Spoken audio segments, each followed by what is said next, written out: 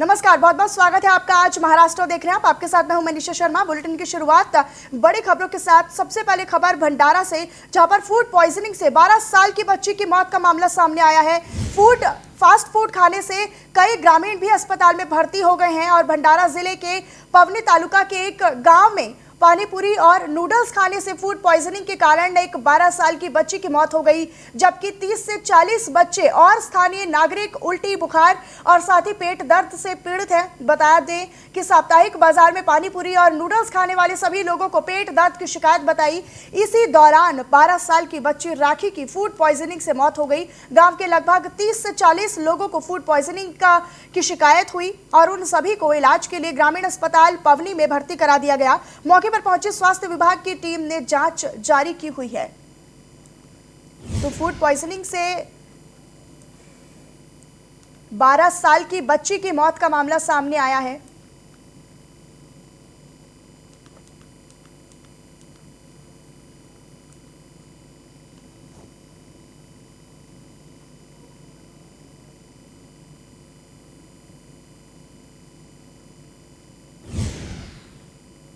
वहीं महाराष्ट्र में कोरोना के बढ़ते मामलों के साथ ही साथ लोगों के तनाव वाली एक और खबर सामने आ गई है। केंद्रीय सर्वेक्षण टीम के द्वारा बनाई गई रिपोर्ट में बताया गया कि महाराष्ट्र में कोरोना की दूसरी लहर आ चुकी है। भारत सरकार के स्वास्थ्य सचिव ने महाराष्ट्र सरकार को पत्र लिखकर 7 मार्च से 11 मार्च तक के बीच केंद्रीय सर्वेक्षण टीम ने सरकार को कई सुझाव भी दिए हैं। केंद्रीय टीम के मुताबिक कोरोना से निपटने के लिए जिले स्तर पर जो भी कदम उठाए जा रहे हैं वो सभी काफी नहीं है। खासतौर पर नाइट कर्फ्यू और वीकेंड लॉकडाउन, ये कदम कोरोना की रोकथाम के लिए ना काफी हैं, यानी कि काफी नहीं है। जिला स्तर पर सरकार को कड़े कदम उठाने होंगे।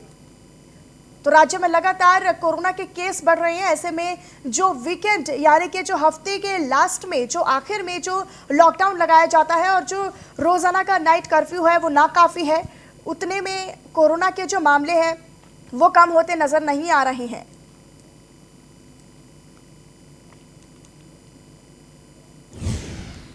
कोरोना का कहर जब चरम सीमा पर था तब MMRDA ने बहुत सी कम समय में बांद्रा कुर्ला कॉम्प्लेक्स में इस जंबो कोविड सेंटर का निर्माण किया। उसके बाद कोरोना संक्रमितों की संख्या जैसे तैसे कम होने लगी। इस कोविड सेंटर में मरीजों की संख्या भी कम होने लगी है।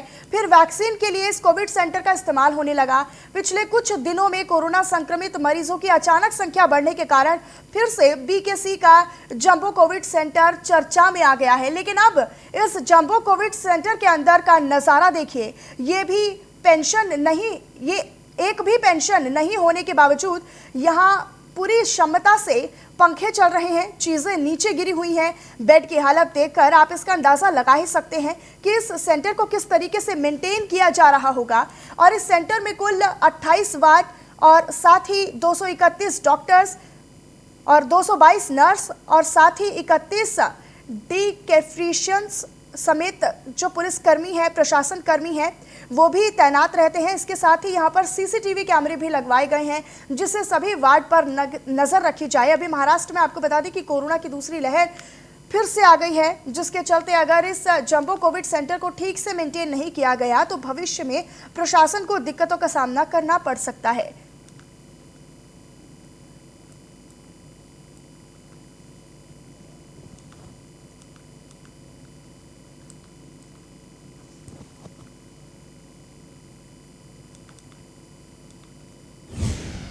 और मुंबई में BMC बढ़ाएगा टीकाकरण केंद्रों की संख्या। टीकाकरण का पहला डोज मॉनसून तक खत्म होगा और मुंबई में कोरोना टीकाकरण के पहले, दूसरे और तीसरे चरण की वैक्सीनेशन का काम BMC ने मॉनसून से पहले पूरा करने का लक्ष्य रखा हुआ है। इस लक्ष्य को पूरा करने के लिए BMC ने आने वाले दिनों में टीकाकरण केंद्रों की संख्या बढ़ाने का फैसला कर लिया है। BMC ने अब तक 6 लाख से ज्यादा लोगों को टीका लगाया है और BMC के अतिरिक्त आयुक्त सुरेश काकानी ने बताया कि BMC ने टीकाकरण के तीनों चरणों के लिए पात्र लाभार्थियों को कोरोना के टीके का पहला डोज 15 अप्रैल तक और वहीं दूसरा डोज 31 मई तक या फिर मॉनसून शुरू होने से पहले पूरा करने का टारगेट रखा है।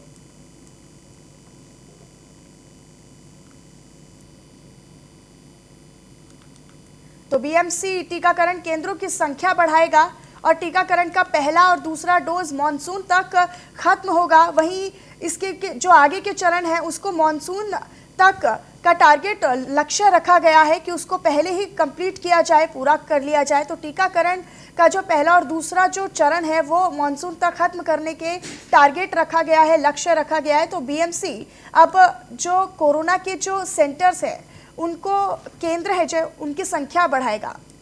तो टीकाकरण केंद्रों की संख्या बीएमसी ने बढ़ाने का फैसला कर लिया है।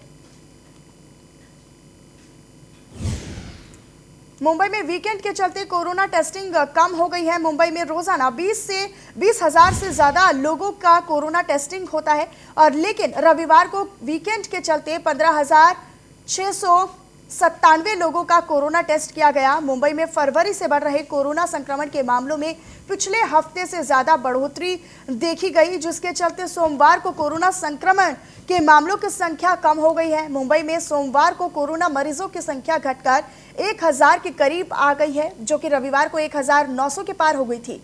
साथ ही साथ मुंबई में सोमवार को 5 लोगों की कोरोना की वजह से मौत भी हो गई। बता दें कि अब तक मुंबई में कोरोना के कुल केस 3,85,675 पहुंच गए हैं और कुल मौतों का आंकड़ा भी 11,000 से ज्यादा पहुंच गया है।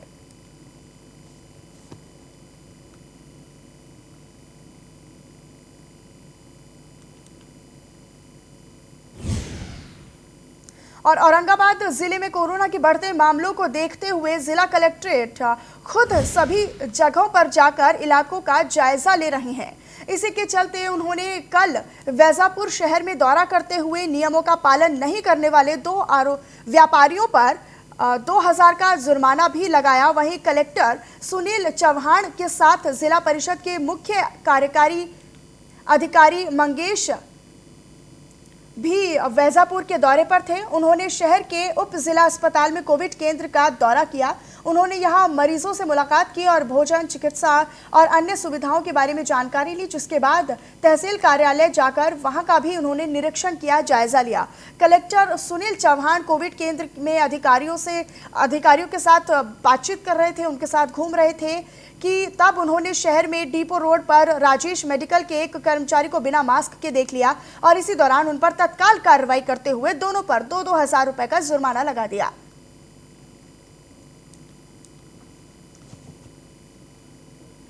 गांव में भी हमने लॉकडाउन के बारे में जो ब्यौरा किया, बहुत रास्ते पे लोगों से बातचीत की, कुछ मेडिकल शॉप में गए, कुछ दुकान में गए, लोग अच्छी तरह से काम कर रहे हैं। डिस्ट्रिक्ट कलेक्टर बोल के मुझे कार्रवाई करने से कोई ऐसा संतोष नहीं, लेकिन इसके माध्यम से मैं लोगों में चेतना जगाना चाहता हूँ। जो चीज़ें प्रशासन ने बोली है कि अमल करिए। गाँव में भी हमने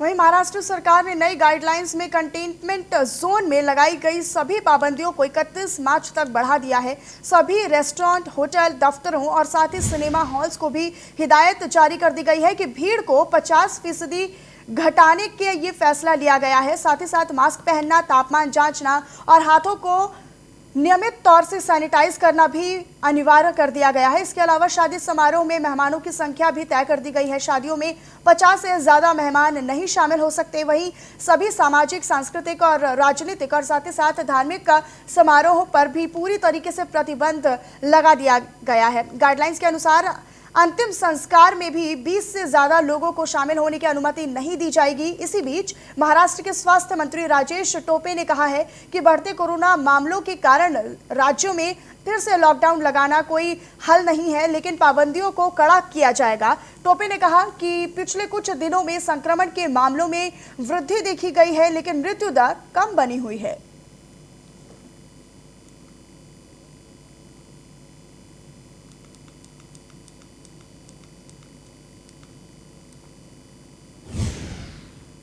वहीं बीड जिले समेत मराठवाड़ा में अगले 3 दिनों तक बेमौसम बारिश की संभावनाएं जताई जा रही हैं। बता दें कि पुणे वेधशाला के अनुसार 18 से 21 तारीख तक अगले 3 दिनों में मराठवाड़ा और विदर्भ के कुछ हिस्सों में भारी बारिश की चेतावनी जारी कर दी गई है। विदर्भ के कुछ हिस्सों में ओलावृष्टि की भी संभावनाएं जताई गई हैं। पुणे वेधशाला ने बताया कि अरब सागर से वाष्पित हवाओं और साथ ही दक्षिण से आने वाली हवाओं के बीच बातचीत के प्रभाव से ये पौष्टिक स्थिति बनी हुई है, जिसके कारण बारिश की संभावनाएं जताई जा रही हैं।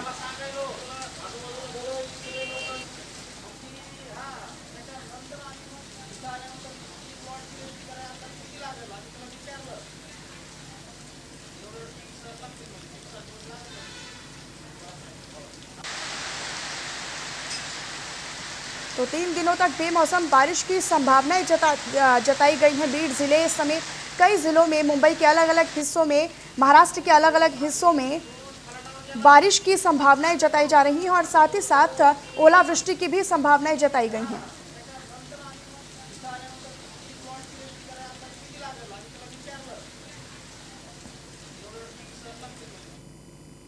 और इस वक्त बढ़ते खबरों में आगे, एनकाउंटर स्पेशलिस्ट सचिन वाजिग फिलहाल एनआईए की हिरासत में ही है। उद्योगपति मुकेश अंबानी के घर के बाहर विस्फोटक से भरी स्कॉर्पियो गाड़ी के मामले में मालिक मनसुख हिरेन की मौत के बाद महाराष्ट्र की राजनीति गरमाती नजर आ रही है। इस पूरे मामले में महाराष्ट्र की महाविकास आघाड़ी सरकार की छवि को नुकसान होने की आशंकाएं जताई जा रही हैं, जिसके चलते राज्य सरकार के मंत्रिमंडल में बदलाव की अटकलें तेज होती दिख रही हैं। राष्ट्रवादी कांग्रेस के अध्यक्ष शरद पवार ने आज महाराष्ट्र के मुख्यमंत्री उद्धव ठाकरे से मुलाकात की, जिसके चलते महाराष्ट्र के मंत्रिमंडल में बदलाव की अटकलें लगाई जा रही हैं, जिसकी पहली और ऐसा अंदाजा भी लगाया जा रहा है कि जल्द ही मंत्रिमंडल में बदलाव भी हो सकता है।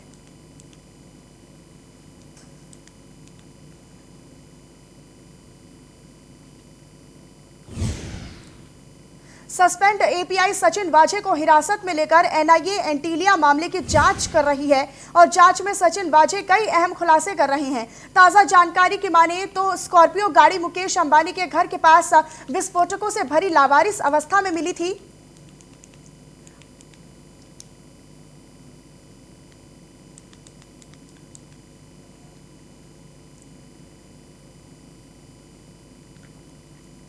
तो एनआईए को वाजे के एक सहयोगी का लेटर भी मिला है।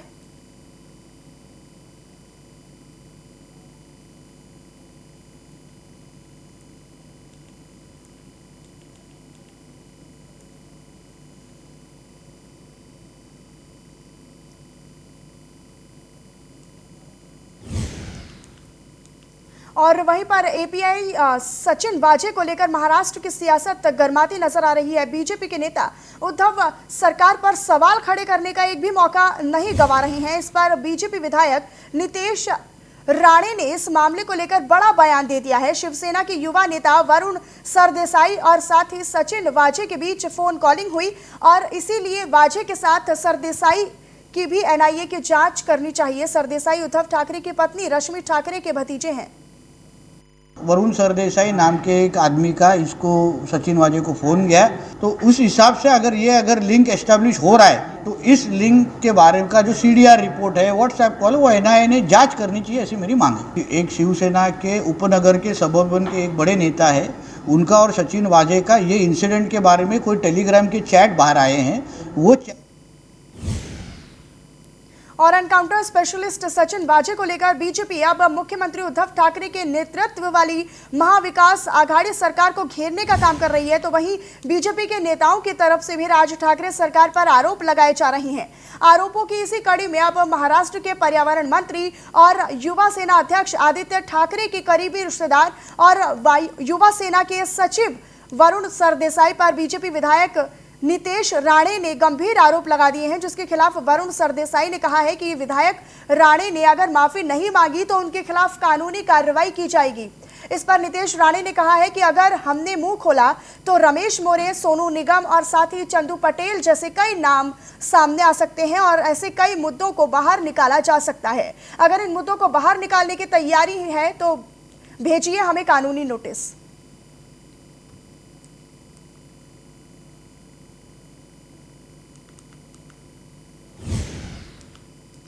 वहीं पर एनकाउंटर स्पेशलिस्ट सचिन वाजे मामले को लेकर महाराष्ट्र में सियासत अब गर्मा गई है।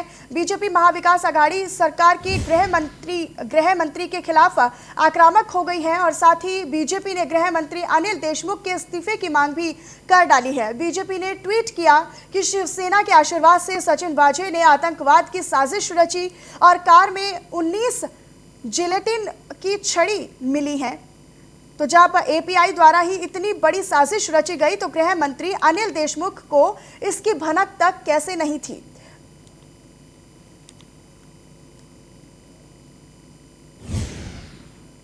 और इसी के साथ इस बुलेटिन में फिलहाल इतना ही। नमस्कार।